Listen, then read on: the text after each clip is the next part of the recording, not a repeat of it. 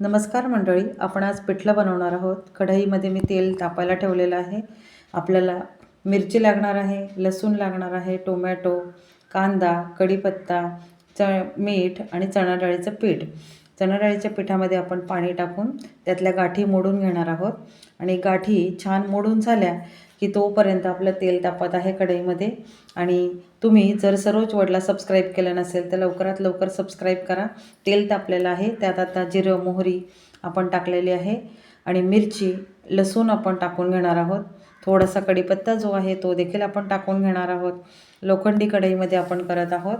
कांदा टोमॅटो टाकून घेतल्यानंतर छान तेलावरती खमंग होईपर्यंत आपण परतून घेणार आहोत।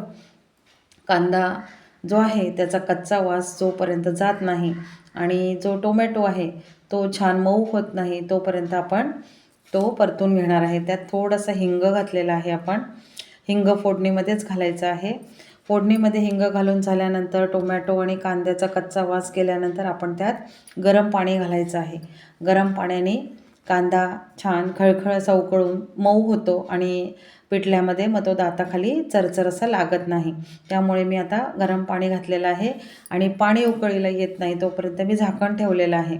आता झाकण काढून आपण त्यात जे चणा डाळीचं पीठ आहे ते आपण बाजूला भिजवून घेतलेलं आहे, त्याच्यातल्या गाठी मोडून घेतलेल्या आहे, ते हळूहळू करत आपण त्या गरम पाण्यामध्ये टाकून घ्यायचं आहे। आणि अशा रीतीने त्यात कोणत्याही प्रकारच्या गाठी होणार नाही याची खबरदारी घ्यायची आहे। आणि एका हाताने टाकायचं आहे आणि एका हाताने आपण हलवायचं आहे आणि छान वाफेवरती आपण हे जे पिठलं आहे हे पिठलं 1-2 वाफ आपण दणकून वाफ काढायचं आहे। गरम पाण्यामध्ये पिठलं 5 ते 10 मिनटामध्ये शिजून येतं। सुंदर असं खमंग पिठलं बनवून तयार आहे। आणि सरोज वर्ल्डला जर तुम्ही सबस्क्राईब केलं नसेल तर लवकरात लवकर सबस्क्राईब करा। माझी रेसिपी जर तुम्हाला आवडत असेल तर रेसिपीला लाईक करा, शेअर करा